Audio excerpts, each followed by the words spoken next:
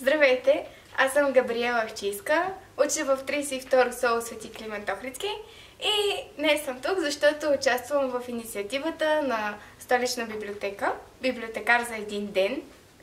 Разбрах от нея от сайта на библиотеката и изпратих имейла си с голям ентусиазъм. И щом разбрах на коя дата ще бъде моето участие, веднага започнах да тръпна в очакване да дойде този ден. И когато дойде, аз бях много притеснена, но притеснението се изпари веднага, щом се запознах с екипа.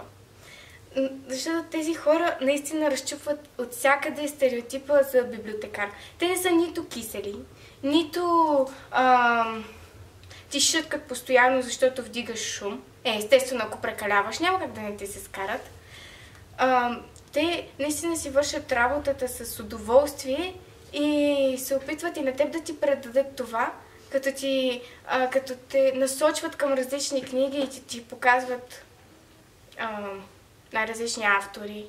И по този начин ти разширяваш своя кръгозор.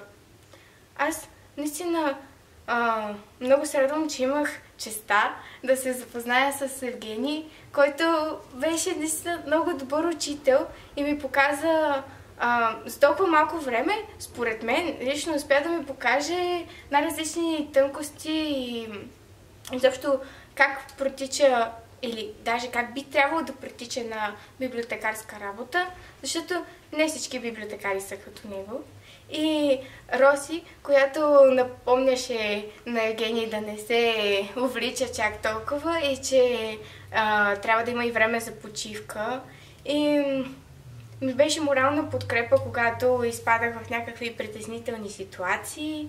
И наистина много се радвам, че участвах в тази инициатива и силно се надявам да има още много такива.